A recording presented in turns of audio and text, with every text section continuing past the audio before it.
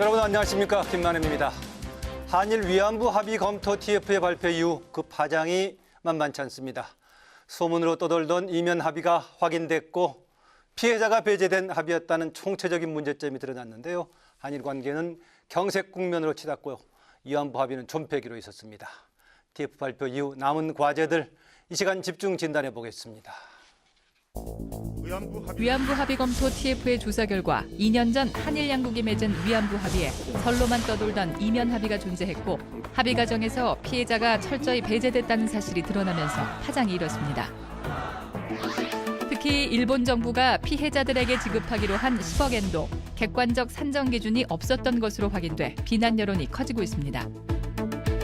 TF 조사 결과에 문재인 대통령은 이 합의로는 위안부 문제가 해결될 수 없다는 입장을 분명히 했고 일본은 합의 수정은 불가하다며 강력히 반발하고 있어 한일 관계가 급속히 얼어붙고 있습니다. 한편 위안부 문제 해결에 앞장서온 국회 여성가족위원회는 지난해 위안부 피해자 기림의 날 지정과 피해자 보호 지원을 확대하는 법안을 발의 통과시킨 바 있습니다. 존폐기로 해선 한일 위안부 합의 돌파구는 무엇인지 위안부 문제의 해법과 남은 과제에 대해 집중 토론해 봅니다.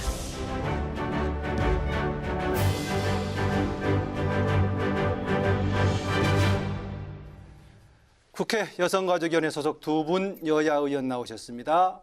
먼저 국회 여가위원 더불어민주당 박경미 의원입니다. 네, 안녕하세요. 더불어민주당 박경미입니다. 네, 여성가족위원회 국민의당 간사 신용현 의원입니다. 안녕하십니까. 국민의당 신용현 의원입니다. 네, 두 분 아침 시간에 고맙습니다. 벌써 지난해가 됐네요. 2017년 12월 27일 위안부 합의 검토 TF 보고서. 원래 합의는 2015년이었으니까 2년 만에 검토 TF 보고서가 발표가 됐는데요. 파장이 만만치 않습니다. 일단 보고서 발표 보신 소감 총체적으로 듣고 싶습니다. 먼저 박 의원님. 네, 그 일주일여 지났는데 정말 오랜 시간이 지난 것 같이 느껴집니다. 외교부 TF의 31쪽짜리 보고서 저도 쭉 일독을 했는데요. 일단 이 국가 간의 어떤 외교, 합의, 협상 이거는 서로 국가 간에 주거니 받거니 해야 되는데 이번 한일 위안부 합의 그는 그러니까 일본의 요구가 과도하게 반영된 불균형적인 그런 합의라고 봐야 될 것 같고요. 네, 2015년 말에 있었던 거예요. 네. 그리고 명분과 실리 그 어떤 것도 챙기지 못한 외교적 참사다. 그리고 어떤 박근혜를 위한 어떤 박근혜의 합의라고 할 수 있을 것 같습니다. 그리고 이제 차차 이야기를 나누겠지만은요, 그 불가역적이라는 거, 그게 우리는 워낙 그 사죄에 썼던 것인데 그 수식하는 부분이 달라졌죠. 불가역적인 해결로. 이런 그 정말 황당하기 이를 데 없는 상황들이 많이 개입이 된 그런 외교 참사라고 할 수 있을 것 같고, 이면 합의 부분도 이제 우리가 차차 이야기를 나누게 되겠고요. 저희로서는 정말 격분할 수밖에는 없는 그런 보고서인 것 같습니다. 네, 신용현 의원님. 예, 저도 이 발표를 보고 아마 다른 분들도 마찬가지였겠지만 저도 제일 먼저 느꼈던 감정은 분노입니다. 사실은 12.28 그 합의 발표가 있었을 때 여러 가지 문제점이 제시가 됐었습니다. 우선 피해자 할머니들의 의견이 반영이 안 됐다는 거, 그리고 이제 박경미 의원님 얘기하셨듯이 최종적이고 불가역적이라는 단어를 썼다는 거, 그리고 이제 10억엔의 그 성격이 뭐냐 하는 거에 대한 여러 논란이 있었는데 그 이후에 또 이제 그 양적 합의문에 대한 그 양국의 해석이 좀 달랐고요. 거기다가 이제 소녀상 문제가 불거지면서 소녀상 문제를 문제 삼아서 일본의 그 대사가 그 귀국을 하는 일도 벌어졌는데 우리는 외교적으로 아무런 그런 그 후속 조치를 하지 못했고요. 그리고 거기다가 이제 이게 그 합의문 이후에 피해자하고 가해자가 이렇게 그 전까지는 확실하게 우리가 피해자였고 일본이 가해자였는데 이게 이제 공수가 바뀌었다는 그런 느낌을 강하게 줬습니다. 우리가 수세에 몰리고 그 일본이 이제 공세를 취하는, 그래서 이제 이런 여러 가지 면들에 대해서 이게 뭔가 이면 합의가 있는 거 아니냐 하는 그런 의혹이 일었었는데 막상 이렇게 이면 합의가 있었다고 하니까 정말로 이제 화가 나고요. 예. 뭐 저는 이게 뭐 그전 정부 박근혜 정부가 이제 소통과 그 정상적인 시스템을 무시한 결과가 이런 외교적인 참사를 만들어내지 않았나 하는 생각을 하게 됩니다. 네, 지금 뭐 여러 가지가 지적이 됐습니다. 심지어는 서로 간의 입장의 역전까지 얘기가 됐었는데 네.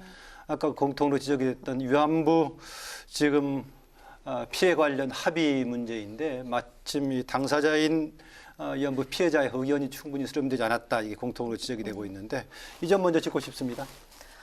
그렇죠. 이것이 일본과 대한민국, 뭐 필리핀, 대만, 중국 이런 동남아 국가들 사이에 어떤 국가 간의 문제이기도 하지만은 사실 그 가해자와 피해자 사이의 문제이고 예. 그 피해자가 지금 엄존하는 그런 상황이기 때문에 그 피해자들이 이 합의에서 철저하게 배제되어 있었다는 것, 또 그 피해자들을 수십 년 동안 지원해온 그 정대협이 배제되어 있었다는 것은 정말 있을 수 없는 일이고요. 예. 아까 신현영 의원도 지적을 하셨지만은 역설적으로 이 이후에 가해자인 일본은 갑이 되고 피해자인 우리가 을이 되는 그런 상황이 벌어진 것, 그리고 그 이면 합의의 가능성에 대해서 정말 많은 분들이 이의 제기를 하셨죠. 예. 그래서 그 128 합의, 한일 위안부 합의 직후에 언론에서 또 시민단체에서 그리고 국회 여성가족위원회에서도 저희가 수차례 질의를 했거든요. 모종의 이면 합의가 있었던 것 아닌가. 특히 소녀상 이전과 관련해서 그때마다 정부의 일관된 대답은 이면 합의는 없었다였어요. 예. 근데 이번에 그것이 그 세 가지 이면 합의가 백일화에 드러났기 때문에 저희는 정말로 그 억울하다는 생각을 할 수밖에 없습니다. 그동안에 이 문제 있으면은 뭐 할머니들 당사자뿐만이 아니라 시민단체 정대협들이 계속 활동을 해왔었는데 지금 박경미 얘기처럼 왜 막상 최종 합의 단계에서는 그동안에 당사자뿐만이 아니라 대표했던 단체들도 배제가 된 채 됐을까요? 저는 이게 이제 정치적인 문제가 실질적인 그 협상의 그 본질을 좀 덮어버린 케이스가 아닌가 생각을 합니다. 예. 그동안에 이제 위안부 피해자 문제에 대해서는 피해자 할머니들이 제일 중심에 서야 되는 것이 확실한 것이었고, 그다음에 우리 정부도 사실은 일관되게 그런 입장을 그동안에는 견지해 왔습니다. 피해자 할머니들의 주장을 반영시켜야 된다는 것을 그동안까지는 견지를 해 왔었는데 이제 그 보고서에도 지적이 됐지만 이제 박근혜 정부가 위안부 문제 해결을 그 한일 관계를 지속해 나가는, 개선해 나가는 일종의 전제 조건으로 삼았었어요. 그러다 보니까 위안부 문제가 이제 그 생각한 것만큼 양쪽이 팽팽하게 대립하면서 제대로 해결이 되지는 않고, 그러면 이제 본인이 약속한 그 박근혜 정권에서 약속했던 것처럼 한일 위안부 문제 해결 없이 다른 한일 관계 개선은 없다라고 얘기했던 것을 이제 지키지 못하게 되니까 좀 이제 시간에 쫓겼다 그러나요? 마음이 이제 급했던 것 같아요. 그러니까 모든 것을 빨리빨리 이 위안부 문제 해결을 빨리 해결하는 것이 우선순위로 가게 되면서 정작 중요했던 위안부 피해자 할머니들이 주장했던 내용, 그리고 인권에 대한 내용, 이런 그 본질이 뒤로 빠지고 정치적인 의도가 앞에 나서면서 이런 비극적인 결과가 나오지 않았나 생각을 합니다. 네, 그 이전까지 한일 관계가 오히려 정반대로 과도하게 경색돼가지고 풀지 못하고 있다 했는데 이렇게 급전했던 상황이 생겼는데 이번에 보고서에서 보면은 조금 전에 지적했던 그런 내용이기도 합니다만 피해자 중심주의라는 표현을 썼어요. 조금 더 설명해 주시겠습니까? 이게 이제 위안부 문제는 사실은 전시 여성 인권 문제입니다. 그래서 인권 문제라고 하는 것은 다른 협상들하고는 좀 틀리죠. 뭐 경제 문제나 무역 같은 것은 서로 이렇게 흥정이 되고 뭐 이런 것들이 될 수 있지만 인권 문제에 있어서는 피해자들이 중심에 서야 된다. 피해자들을 위주로 해서 피해자들이 받은 피해를 충분히 보상할 수 있고 피해자들이 납득할 수 있는 그런 정신으로 협상에 임해야 된다 하는 것이 이제 피해자 중심주의라고 할 수 있고요. 이 피해자 중심주의는 사실은 우리가 주장하는 것이 아니라 국제사회에서 그동안에 이렇게 받아들여진 그런 일반적인 룰입니다. 그리고 이제 2005년 유엔 총회에서 이런 여성 인권 문제, 그러니까 여성 위안부 문제 같은 경우는 피해자 중심주의로 해결해야 된다 하는 그런 결의문도 있었고요. 그래서 네. 그런 면에서 이번 그 위안부 문제 합의 1228 합의는 사실은 피해자를 완전히 배제시켜 놓고 어떤 정치적인 의도, 빨리빨리 이제 한일 관계를 풀고 싶다 하는 의도가 너무 이제 앞선 거에서 나온 거였기 때문에요. 이거는 이제 정말로 잘못된 합의라고 할 수 있죠. 네, 피해자 중심주의가 기본 원칙이었었는데 이것이 충실했다면은 진행되는 과정이라든가 내용 방향도 달라졌어야겠죠. 그렇죠. 그 피해자, 일본군 위안부 피해자 할머님들께서 지금까지 이제 지속적으로 91년 김학순 할머님 이후에 지속적으로 주장해 오신 것이 이제 그 책임을 인정하라. 네. 그리고 사죄하고 그다음에 배상하는 건데요. 그 합의문을 보면은 일면 그것이 들어있는 것으로 보이기도 해요. 그러니까는 표면적인 측면에서는요. 일단 그 책임을 통감한다. 그리고 총리의 사죄. 그리고 배상. 근데 그건 이제 위로금이라는 이름으로 간 것도 일단 아베 된 발언이 것이고. 애매하게 계속 해석이 됐었죠. 그렇죠. 네. 예, 예. 그래서 일면 표면적으로는 그걸 충족시킨 것으로 보이기도 하는데 그 이후에 나타난 일들을 보면 바로 그 다음 날 아베 총리는 어제로서 사죄는 끝났다. 그렇게 얘기를 했고 그다음에 한 달 후인 2016년 1월에 기시다 외무상이 일본군에 의한 강제 동원에 대한 직접적인 그런 기록은 없다라고 부정을 했거든요. 네. 그러면은 그거는 93년에 고노다마 때 이미 그 강제 연행 부분, 강제 동원 부분을 인정을 했는데 20여 년 전에 인정한 부분보다도 더 후퇴를 한 것이고요. 예. 그리고 2016년에 아베 총리에게 일본군 위안부 할머님들에게 사죄 편지를 쓸 의향이 있느냐 그랬더니 그런 생각은 털끝만큼도 없다. 그게 예. 이제 유명한 털끝 망언인데요. 근데 이미 95년에 일본 총리가 이름으로 사죄 편지를 썼었거든요. 그렇다고 생각하면은 그 합의가 진정성이 담겼느냐 이런 의심을 할 수밖에 없죠. 그 이후에 일어난 일련의 그 정치인들의 예. 언행을 보게 되면요.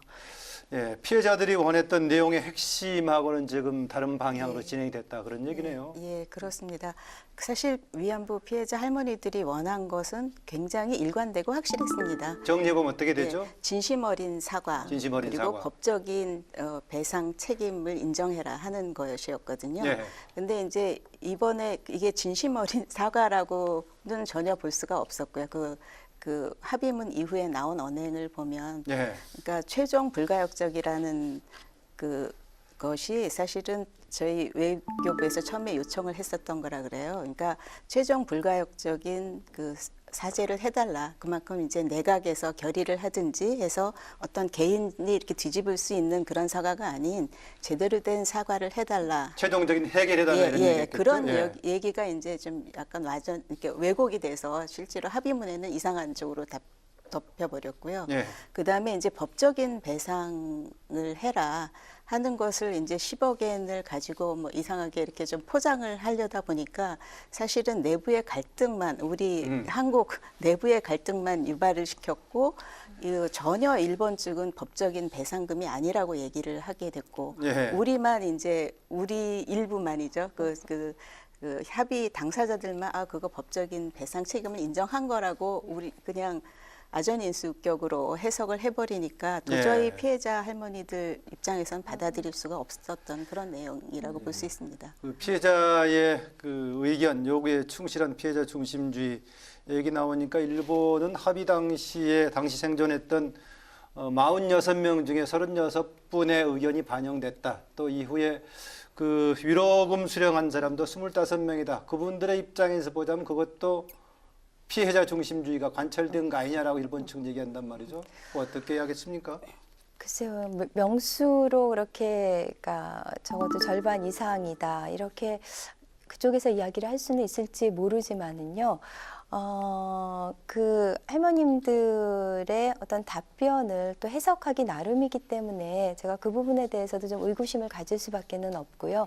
그 화해치유재단에서 할머님들을 이제 만나서 설득을 하면서 그 위로금을 수령하시라고 했지 않습니까? 네. 근데 그 과정에서 녹취를 했어요. 그래서 그 녹취록을 풀어달라고 여성가족위원회에서 수차례 이야기를 했는데 결국은 이런저런 이유로 그거를 풀지 않았어요. 그러니까 네. 저희가 그 녹취록을 봐야지 어떤 대화가 이루어졌고 어떻게 여기서 좀 강제적으로 좀 설득을 했는지 또 어떤 할머니- 취지에 수령했는지 그렇죠. 그런 문제 할머님들 있겠죠. 반응이 예. 어땠는지 그거를 좀 알아야지 저희가 그 47분 중에 36분 이런 거를 판단을 할 수가 있을 것 같고요. 저는 이 참 용어가 중요하다고 생각하는데요.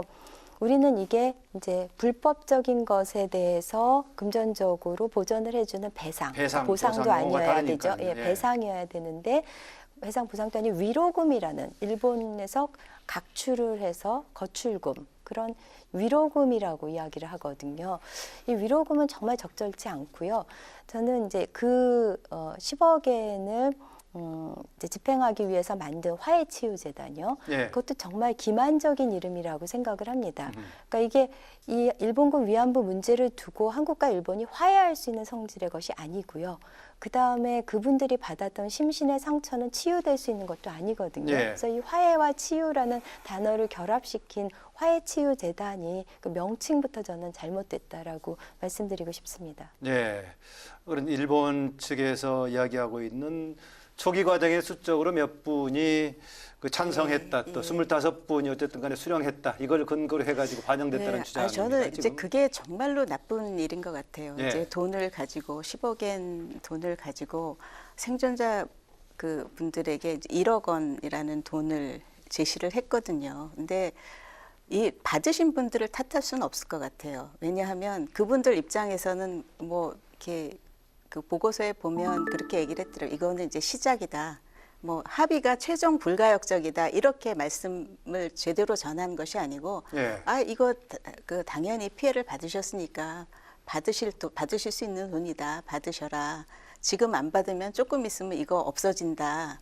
이제 이렇게 얘기를 했을 때 사실은 저는 받으신 분들보다 그 안 받으신 분들이 정말로 대단한 분들이라고 생각을 합니다. 그 숫자를 단 한 분이라도 그 안 받으신 1억 원은 정말로 큰 돈이거든요. 그래서 그렇게 돈을 가지고 뭐 받은 사람, 안 받은 사람 이렇게 나눠서 하는 거는 정말로 좀 뭐라 그러나요? 정말로 그분들을 욕되게 하는 일이라고 생각을 하고요. 예. 그 전달하는 과정에서 이 돈의 성격을 지금 명확하게 얘기를 안 하고 전달했기 때문에 피해자 입장에서는 받으신 분들을 제가 이제 대변을 하자면 피해자 입장에서는 이게 뭐 정말로 이제 잘못했다고 주는 돈인가 보다 이렇게 해서 받으신 분도 있을 거고요.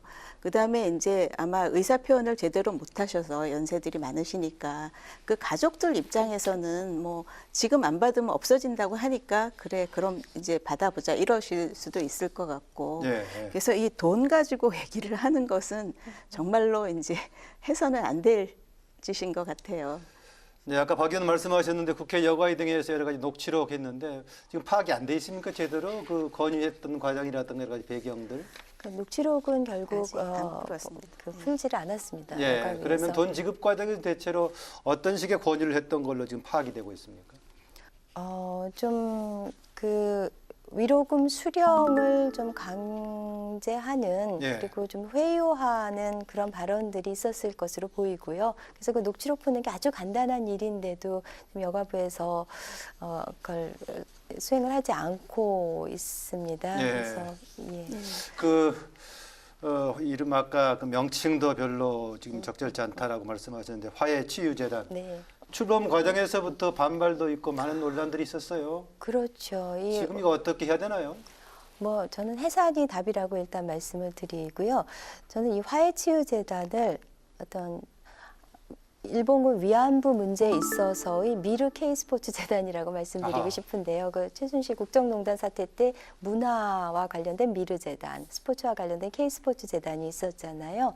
근데 여기가 그냥 전광석화처럼 그 재단 설립 인가가 났죠. 문체부로부터. 현판식 할 때 뭐 싸움도 나고 했던 기억이 납니다. 근데 예. 이 화해치유 재단은 보통 통상 한 20여일 걸리는 과정이 그 5일 만에 이제 여가부에서 그 행정 절차를 마무리 지어줬어요. 예. 근데 사실 제가 이제 여가부에 대해서 저희가 이제 좀 비판도 하지만 사실 여가부가 초기에 그러니까 한일 위안부 문제 관련해서 굉장히 많은 일들을 해왔어요. 초기에는. 그런데 이제 박근혜 정부 들어서 이 1228 합의 그리고 화해치유재단 이때서부터는 이제 저희 국회 여가위랑도 이제 각을 세우게 됐는데 예. 그 전에는 정말 저희가 여가위가 여야도 없고 여가부도 다 같은 마음으로 그 위안부 할머님들 그 지원하고 보살펴 드리겠다는 그런 마음이었거든요. 예. 물론 뭐 지금도 그런 마음일 거라고 생각하는데 거기에 이제 접근하는 방향이 달라지기는 했던 거고요. 예. 그 화해치유재단은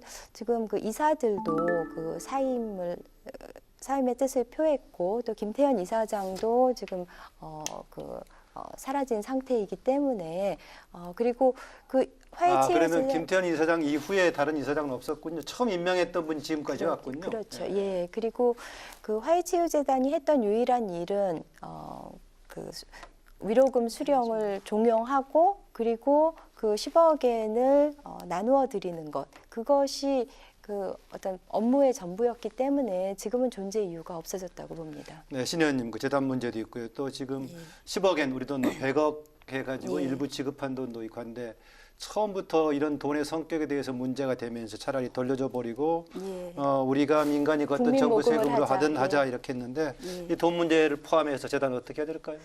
그러니까 지금 알려진 것에 따르면 그 화해치유재단의 이제 김태현 이사장이시죠. 그러니까 위안부 할머님한테 가서 이 아베 정권이 오래 갈 것 같으냐, 아베 정권 이제 오래 못 가면 이 돈도 못 받으시니까 지금 빨리 받아라, 네. 뭐 이렇게 얘기했다는 케이스도 나와 있고요. 또 이제 통영에 계시는 김복득 할머니신가요? 그분은 본인이 그 의사 표명을 안 했는데 통장으로 입금이 됐다 아하. 이렇게 이제 얘기를 하셨다고 이제 통영의 시민단체가 발표를 했습니다. 그래서 사실은 아까 말씀드린 것처럼 이제 그 돈 지급에 대한 것도 정말 그 숫자가 내용을 정확하게 알고 받으셨는지 그것도 이제 불명확해서 더 따져봐야 될 것이고요.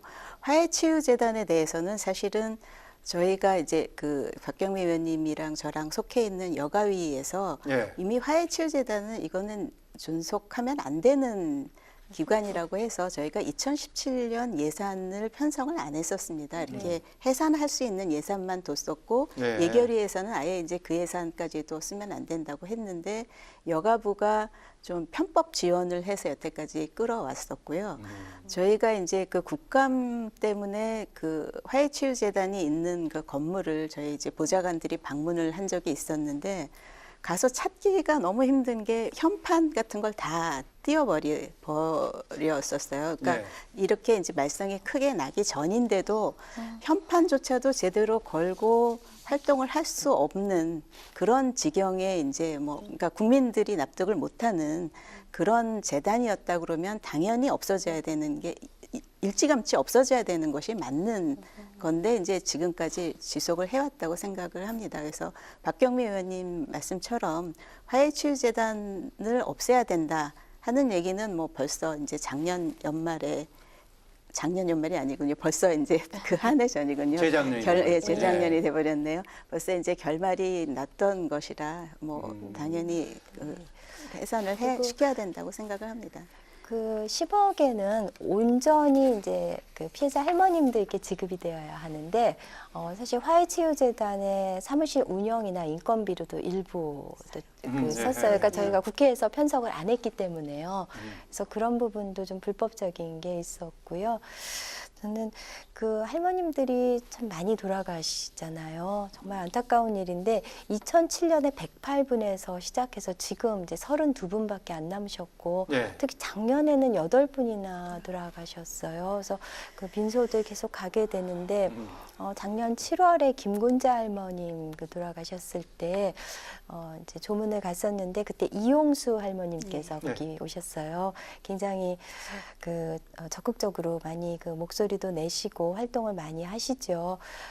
근데 이분께서 이제 뭐 가미가제 부대에게 당했던 막 그런 말씀 증언을 하시는데 정말 맨정신으로는 듣기 어려운 그런 인권 유린 그 상황이었잖아요. 근데 그러시면서 마지막에 이제 저희한테 하신 말이 내가 28년생인데 지금이 그 일본군 위안부 문제로 이렇게 앞장서서 싸우기에 딱 좋은 나이야 이렇게 말씀을 하시는데 저는 그 딱 좋은 나이야라는 그 목소리가 제 마음속에서 계속적인 그 울림을 만들어냈었던 기억이 있습니다. 네. 네, 지금 2015년 말에 했었던 그 합의 내용 여러 가지 근본적인 성격부터 문제가 되고 있는데 일반적으로 가장 많이 논란이 됐던 것 중에 하나가 이면 합의, 비공개 합의가 있느냐 마느냐 있었는데 계속 우리 정부에서는 없다고 얘기를 했었고 일본 쪽에서는 애매한 답을 했었고 일본 보도에서는 있다고 나왔었고요. 네. 당시 나왔던 얘기는 하나 정도만 되게 거론이 됐습니다. 소녀상 관련 네. 얘기만 됐었는데 이번에 나온 것 보면은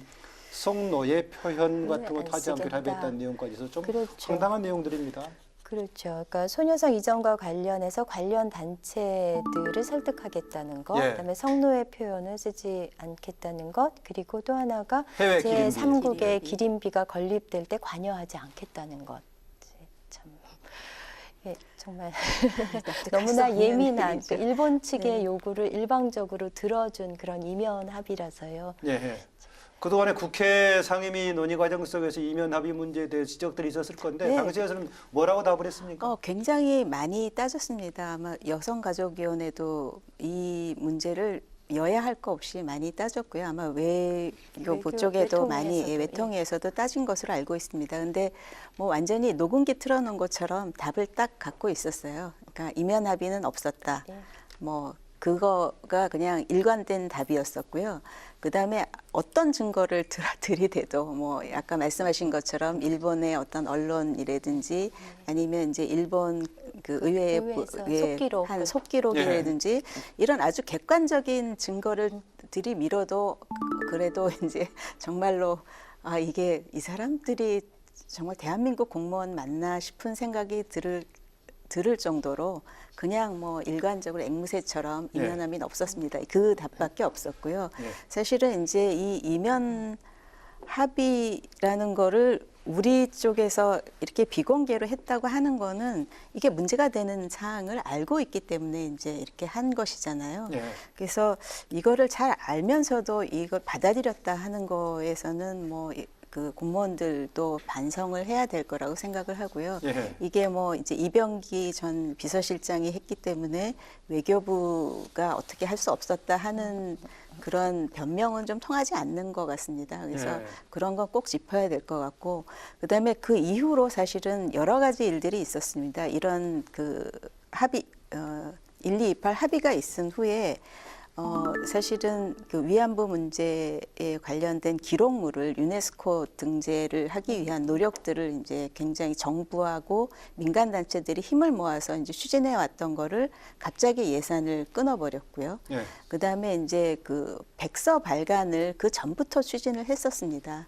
근데 이제 당시 강은희 장관이 그 국회의원 시절에 백서 발간을 강력하게 본인이 주장을 했던 사람이었고, 예. 또 이제 저희가 처음에 1228 그 합의문이 나오기 전까지는 백서 발간을 곧 하겠다 하는, 그리고 그다음에 외국어로도 번역을 해서 이 내용을 이제 외국에 많이 알리겠다 하는 이런 약속들을 했었는데 1228 이후에 갑자기 백서 처음에는 이제 조금 시간이 늦어진다고 했다가 그 다음번에 와서는 이게 백서가 아니고 보고서 형태로 나간다고 했고, 그다음에 외국 번역은 아예 이제 없었던 일이 돼버렸고, 여러 가지 일들이 이제 저희가 납득하지 못할 일들이 진행이 됐었습니다. 그래서 이런 일들에 대해서도 사실은 그 여성가족부가 뭐 지금 보니까 사실은 이제 그 BHAG 지시에 따라서 네. 여러 가지 이제 상황들이 벌어졌던 것들인데 이런 정상적이지 않은 시스템 이런 것들은 꼭 바로잡아야 될 일인 것 같습니다. 예. 근데 정말 그 박근혜 정부가 이제 2013년에 출범하고 첫 3.1절 그 행사 때 기념식에서 일본, 한국 가해자와 피해자 관계는 1000년이 지나도 변화하지 않는다 하는 굉장히 강경한 입장을 취했어. 박 전 대통령 본인 입장 본인. 발언으로. 그렇죠. 예. 그런 입장을 계속 견지했었죠. 그래서 이 위안부 합의가 없이는 한일 정상회담이 가능하지 않다라는 입장을 계속 견지하다가 갑자기 2015년에 이제 50주년 이것 때문에 이제 미국의 압박을 받았는지 갑자기 이렇게 다급하게 이렇게 이걸 시행을 하게 이쪽으로 이제 드라이브를 걸게 된 예. 게 패착이었던 것 같고요. 그러니까 이게 사실 외교라는 게 좀 예측 가능하게 기조가 바뀌더라도 이렇게 온건하게 이제 바뀌어 가야 되는데 이렇게 냉탕 온탕식으로 이렇게 강경하다가 갑자기 이걸 추진하는 그런 과정들을 참 이해하기가 어려운 것 같습니다. 그렇습니다. 당시에만 해도 한일 관계 어떻게 풀 것인가 중요한 과제다라고 했었는데 급격하게 변하니까 상당수의 사람들은 미국의 한미일 삼각 동맹 체제를 미국이 밀어붙이는 가운데 한국이 따라갈 수밖에 없었고 그 내용 중에 하나가 포함된 거 아니냐 뭐 이런 식의 해석도 있긴 했습니다. 어쨌든 간에 이번 이면 합의 문제가 나왔을 때 일본 외상은 그렇게 했습니다. 이 내용 자체도 사실상은 그동안에 서로 간에 협상을 통해서 나온 구체적인 협상 내용이다 이렇게 얘기하고 있단 말이죠. 이거 어떻게 대처할까요? 글쎄 저희는 이 부분을 이면 합의라고 하고 일본 쪽에서는 이거는 외교적으로 통상적으로 있는 그 비공개 부분이다. 네. 그렇게 협상의 하나다 이렇게 얘기하고 있는 거죠. 일부분이라고 이렇게 이야기를 하지만 이거는 뭐 확실하게 이면 합의이고 재차 말씀드리지만은 이거는 일방적으로 일본 쪽의 주장만 들어준 그런 이면 합의이기 때문에 저희는 이거를 파기하고 재협상을 해야 된다라고 말씀을 드리는 거고요. 예. 근데 사실 이 합의의 성격에 대해서도 의견이 분분하죠. 이것이 국제법상 어떤 효력을 발휘할 수 있는 조약이 아니다. 왜냐하면 조약이라면 비엔나 협약에 의해서 서면 문서가 남아 있어야 되는데 이게 서면이 남아 있지 않기 때문에 그러니까 그냥 각국의 기자회견문, 발표문만 있지 서면으로 문서가 있지 않기 때문에 아예 조약이 아니고 조약이 네. 아니라면 파기의 대상도 아니다. 이런 견해도 있고요. 네. 그다음에 설사 이것이 조약이라고 그러니까 한 발 물러서서 조약이라도 하더라도 이것은 이게 적법한 절차를 거치지 못했다. 왜냐하면은 그 헌법에 의하면은 국민의 기본권을 제한하는 그런 조약의 경우에는 국회의 동의를 얻어야 되는데 네. 그리고 위안부 피해자 할머님들은 분명히 국민이고 그 기본권을 제한하는 내용이 들어갔기 때문에 반드시 국회의 동의를 얻어야 되는 사안이었는데 그렇지 못했다. 그래서 조약이 아니다. 그다음에 그렇다 하더라도 적법성이 결여되어 있다. 절차적인 문제가 있다라는 예. 거죠. 이게 우리 내부의 문제라면은 완전히 뒤엎어서 새로 시작할 수가 있는 문제가 있는데 외교 다른 나라와의 관계이기 때문에 어려운 문제 해결이 쉽지 않은 것은 분명해 보이긴 합니다.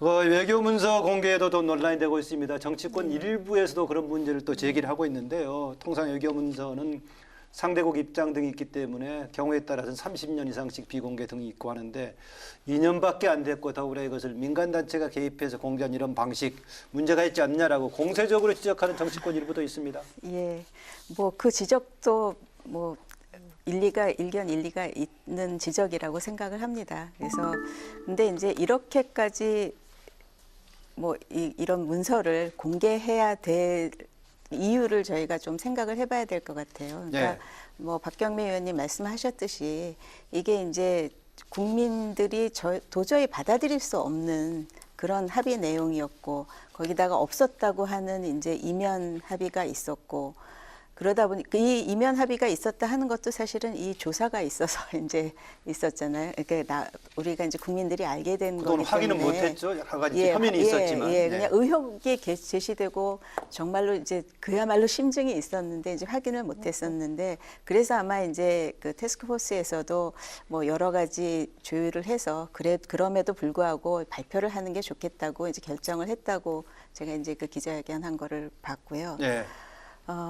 뭐 이런 외교적인 어떻게 보면은 이제 우리 대한민국의 이제 외교의 어떤 신뢰성을 무너뜨리는 이제 사건일 수도 있긴 있는데 이런 것들이 아까도 말씀드린 것처럼 제대로 된 외교 라인들이 협상을 했더라면 예. 이런 정도의 협상이 나오지는 않았을 것 같아요. 그러니까 이제 외교부가 사실은 국장회의를 14번을 했는데 이제 아까 말씀드린 이병기 비서실장이 8번 고위급 회담을 하면서 미리 다 정해놓고 그다음에 이제 일방적으로 이건 받아들여라 하는 것이었기 때문에 피해자 할머니들하고의 소통 통로를 가지고 있었던 외교부나 여가부 의견이 완전히 묵살이 됐고 그러다 보니까 국민의 공감대를 얻지 못하는 그런 합의문이 이제 발표가 됐고 그다음에 연이어서 이제 여러 가지 의혹들이 제기가 되는데 그에 대한 거를 정부가 납득할 만한 그런 설명을 내놓지 못했고 예. 그러다 보니까 이제 외교 문서가 이제 공개되는 이 상황까지 왔다고 생각을 합니다. 그래서 뭐 작지만 이제라도 저는 아까 박경민 의원님이 이제 다시 해야 된다고 하셨는데 저도 이게 이제 재협의를 해야 된다고 생각을 합니다. 예. 어쨌든 뭐 이런 문제가 됐는데 일단은 우리 나라 입장, 특히 정부 여당의 입장에서 이런 상황에서 그러면 어떻게 할 것인지 기존에 이미 박근혜 정부 때 2015년 말에 이렇게 합의를 했는데 파기할 것이냐, 유지할 것이냐, 또 다른 방법으로서 뭐 개선할 것이냐 여러 가지 방법이 있겠는데 어떻게 해야 될까요? 글쎄요, 문재인 대통령 일단 당에서 방향은 뭐 잡힌 논의는 있었나요? 아직 그 명확하게 그 방향을 잡지는 않은 것으로 알고 있고요. 예. 일단 그 문재인 대통령께서 재협상의 여지를 두는 그런 말씀을 하셨죠.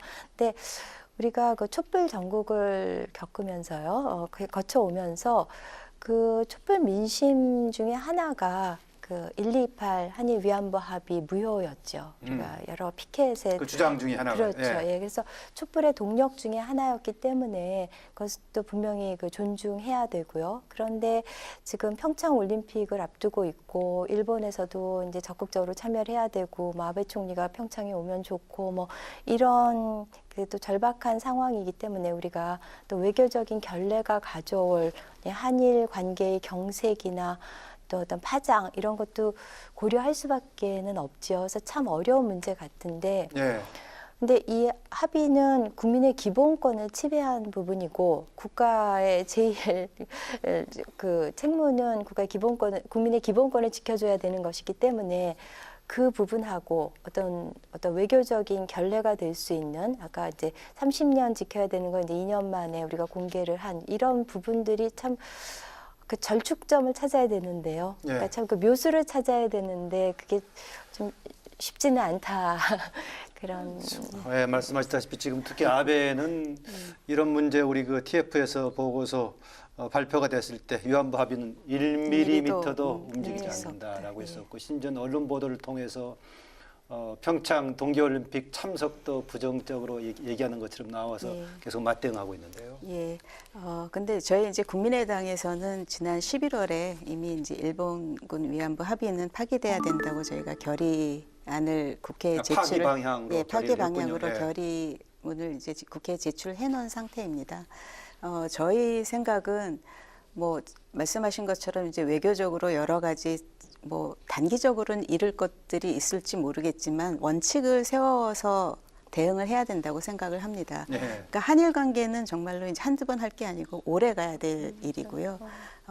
지금 뭐 보고서에도 얘기를 했지만 역사 문제랑 현안 외교 문제를 같이 결부시키는 일 때문에 저희가 좀 이번 그 위안부 합의가 졸속으로 나오면서 여러 가지 문제점이 나왔습니다. 그래서 멀리 본다면 인권 문제는 절대로 양보할 수 없는 것이기 때문에 그것에 대한 거는 주장을 정정당당하게 해야 된다고 생각을 하고요. 예. 다른 외교 문제는 다시 외교 협상 채널을 공고하게 하는 방향으로 가야 된다고 생각을 합니다. 예. 네.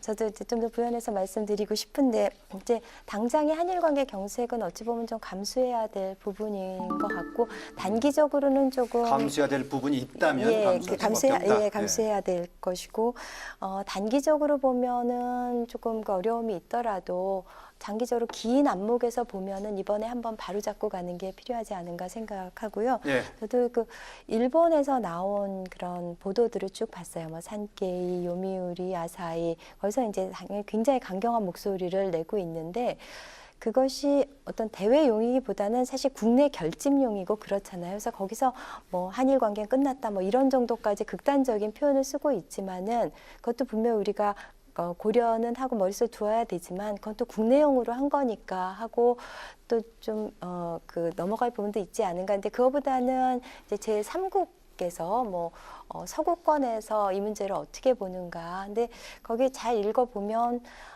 이게 첫 단추부터 잘못됐다, 잘못된 합의였다라는 것을 국제적으로도 인정하는 부분이 있기 때문에 저희가 파기 재협상이건 아니면은 수정 보완으로 가건 또 정당성을 얻는 면이 있는 것 같습니다. 네. 일본의 경우에는 국내 언론이 국내용뿐만이 아니라요. 일본 정부의 공식적인 전략하고 또 언론하고 서로 다른 입장으로 잘 조율해가지고 구역을 잘 챙기는 그런 그 상당히 습관화되어 있는 네. 좀 그런 게 있습니다. 네. 일본과의 관계에서는 계속 해결 과제가 또 있지만은 또 우리 스스로 해야 될 위안부 피해자 관련해서 해야 되겠는데 그동안에 여러 가지 국회 또 여성가족위원회 등에서 많은 노력을 해오셨는데 지난해 그 위안부 피해자 생활안정 지원 기본 기념사업법 제정하셨죠? 어떤 내용인가요? 뭐 신 의원님 말씀하시겠어요? 저희가 그 여야가 뭐 거의 만장일치로 이제 만장일치로, 예, 네. 거의 그 위안부 피해자 생활안정-지원법을 통과를 시켰는데요. 이제 일단 8월 14일을 위안부 일본군 위안부 피해자 기림의 날로 이제 몇월 지정을 며칠을요? 하고 8월 14일, 8월 14일. 매년 8월 14일 그리고 일본군 위안부 문제를 좀 국내외에 널리 알리고 국제적인 협력을 통해서 이 내용의 본질이 뭔지를 좀 더 홍보를 강화하고 그다음에 국제적인 협력을 얻어내자 하는 내용들이 들어 있습니다. 네, 박 의원 좀 보충해 주시죠. 네, 그 기리밀 제정이 제일 큰 부분인 것 같고요. 그 일본군 위안부 피해자 할머님들 생활안전 지원 내용이 뭐 예를 들어 장제비를 추가한다든지 그 신 의원님 말씀하신 것처럼 그 국민들에게 적극적으로 홍보한다든지 이런 내용들, 그다음에 그 생활 지원과 관련해서는 이제 좀 더 그 어떤 정교한 그런 지원책들이 들어 있고요. 근데 그 일본에서 지원했다가 지금 논란이 되고 있는 10억엔 관련 부분은 주로 이제 민간 운동으로 지금 보완하려고 하고 있는 거죠? 그렇죠. 이 법과에는 담겨 있지는 않고요.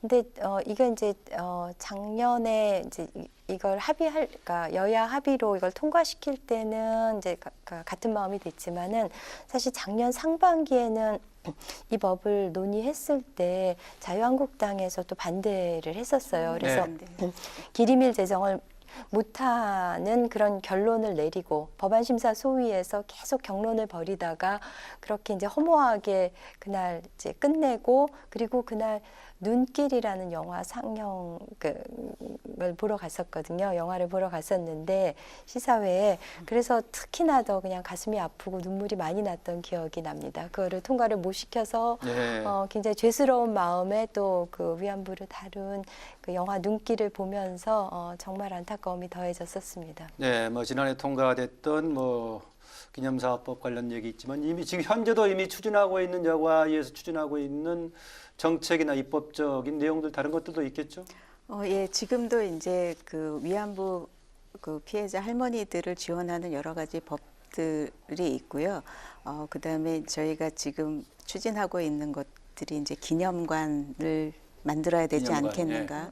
그다음에 이제 또 중요한 것이 그 자료들, 사료들을 제대로 모아야 되겠다 하는 것들이 있습니다. 지금 우리나라에서는 사실은 사료를 구하는 것이 굉장히 어렵습니다. 많이 이제 재개발이 돼서 뭐 어떤 건물이나 이런 것들이 없어졌고, 그다음에 기록물도 이제 국내에서 더 구하는 거는 어려운데 예. 의외로 해외에는 아직도 그 어떤 이제 기록물도 남아 있고 그 어떤 그 건축지 뭐 이런 사적지 같은 것들이 남아 있는 것들이 많이 있습니다. 그래서 해외로 이제 눈을 돌려서 그런 기록물들을 잘 모아놓고 저희가 이제 역사의 교훈으로 삼아야 되는 그런 일들을 지금 추진을 하고 있고요. 그다음에 이제 국제적인 공조하는 것에 다른 그 뭐 제가 이제 중국을 갔었는데 중국에서도 이제 이런 쪽에 많은 관심들을 갖고 있었습니다. 그래서 국제 협력 네트워크를 만드는 일 이런 것들을 하고 더 추진하고 있습니다. 다른 사안에 비해서 이 사안의 경우에는 국회 내부에서 이렇게 정파적인 갈등이 있거나 그러지는 덜하겠죠, 아무래도. 그렇죠. 비교적 덜한 작년에는 편인데 작년에는 심했었죠. 자유한국당과 저희가 좀 이견이 좀 많았습니다. 예. 그 기리밀 재정과 관련돼서도 기리밀 재정 그렇고, 관련했고요. 예. 그다음에 이제 화해치유재단이나 뭐 이제 이 음. 합의를 바라보는 시각이 아무래도 박근혜 아무래도 이전 정부에서 정부에서 그거를 주도했었기 있었던 때문에 일이기 그런 점도 때문에 있겠군요. 또 강은희 예. 장관도 그렇고 그래서 좀, 정권이 바뀌기 전까지는 참 힘들었었습니다. 예. 아하. 단어 한 개가 굉장히 네. 어려웠어요. 좀 전에 그 위안부 관련 기록물들 말씀하셨는데요. 작년에 이 일본군 위안부 관련 유네스코 등재를 하려고 했었는데 그게 결국 실패했죠. 예. 그리고 일본과 우리가 했던 조선통신사 이거는 등재가 됐고요. 그래서 많은 분들이 그 아쉬움을 가졌었는데 사실은 여가부에서 이 유네스코 등재를 위한 그런 노력을 전력 투구를 해야 되는데 좀 그렇지 못한 면이 있었고요. 박근혜 정부 후반기로 가면서 그리고 그런 와중에 그 서울시가 지원을 해서 찾아낸 그 17초짜리 동영상이 있었어요. 그게 이제 워싱턴에 있는 내셔널 아카이브에서 그 엄청난 분량의 영상물들을 뒤져서 그래 찾아낸 개가였는데요. 그러니까 우리가 그 교과서에 항상 실리는 유명한 사진이 있죠. 이렇게 총을 든 그 일본군 옆에 이렇게 배가 불러서 이렇게 힘겹게 기대 있는 그 사진. 그 사진에 있던 그 소녀들이 포함된 영상물을 찾았죠. 그 서울시에서 지원한 그런 과제에서 그래서 그런 기록물들이 좀 더 발굴이 되어야지 또 유네스코 등재도 또 다시 시도해 볼 수 있을 것 같습니다. 네. 위안부 문제 해결과 관련해서요. 끝으로 국회 차원에서 아니면 국가적인 차원에서 해야 될 과제에 대해서 종합적으로 조금 좀 들었으면 합니다. 먼저 신 의원님. 예.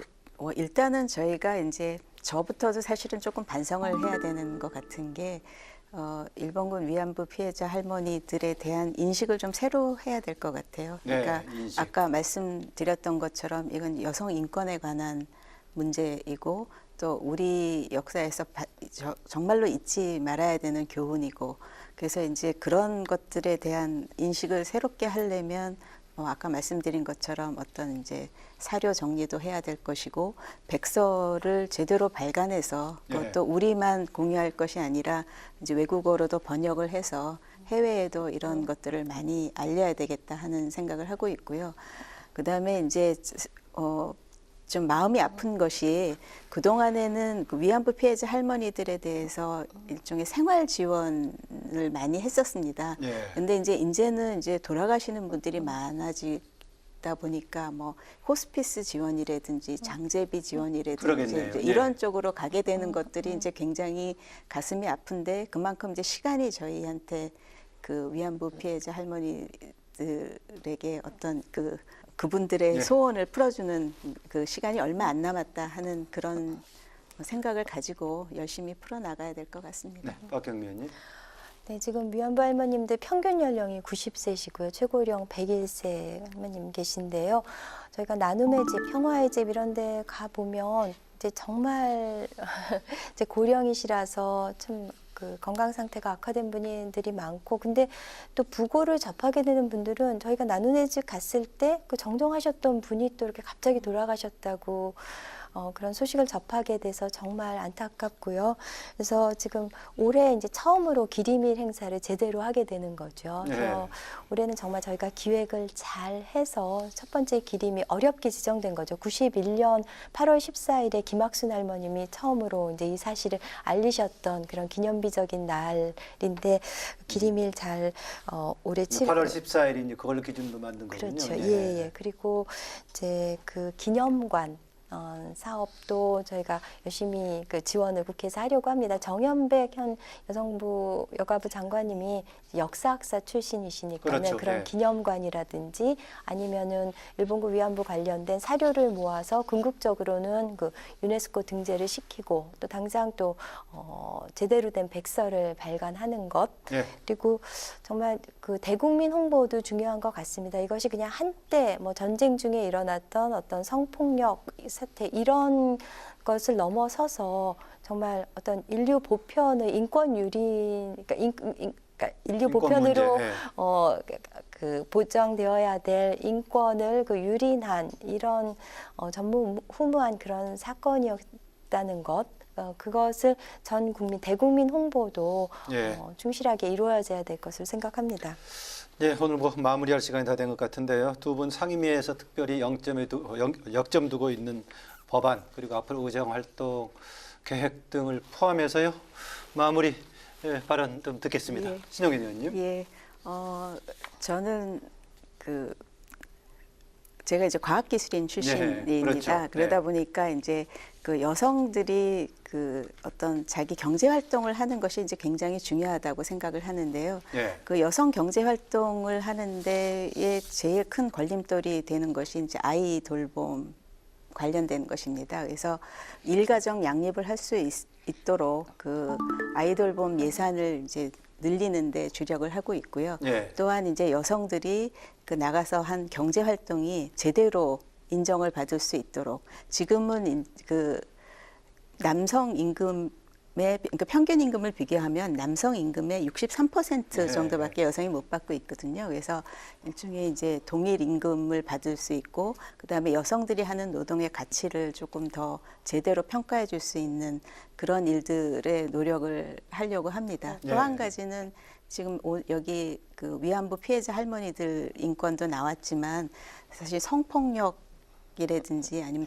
요즘에 나오는 네, 데이트 그렇죠. 폭력 네. 그처럼 이렇게 여성들이 폭력에 노출되어 있는 경우들이 많아서 그에 대한 대응 법안들을 준비를 하고 있습니다. 네, 과학자 출신, 수학자 출신 박경림. 저희가 여가위에서 그 일본군 위안부 문제를 많이 다뤘었기 때문에 어찌 보면은 여성 고유의 문제들은 좀 뒷전이었던 경향도 없지는 않습니다. 그래서 신 의원님과 마찬가지로 저도 뭐 가정폭력, 성폭력, 그다음에 성매매 이런 여성들에 대한 어떤 지원이라든지 또 저는 이제 학교 밖 청소년, 그러니까 위기의 청소년 문제 그리고 또 경력 단절이 일어나지 않도록 또 경력 단절 여성들이 어떻게 재취업할 수 있는지 이런 부분 여성 고유의 문제들에 이제 좀 천착을 하면서 잘 챙겨 나가겠습니다. 제도적인 보완 또 그것을 뒷받침하는 입법 열심히 하겠습니다. 네, 오늘 두 분 말씀 잘 들었습니다. 예, 감사합니다. 감사합니다. 그 새해 한일 관계가 중대 기로에 섰습니다. 정부의 고심도 깊어질 수밖에 없습니다. 양국의 공존 관계를 어떻게 만들지 고민하는 만큼 상처 입은 위안부 할머니들의 마음을 보듬는 일도 잊어서는 안 될 것입니다. 우리 국회와 또 여가의 역할도 기대합니다. 토론당당 오늘 여기서 마무리하겠습니다. 고맙습니다.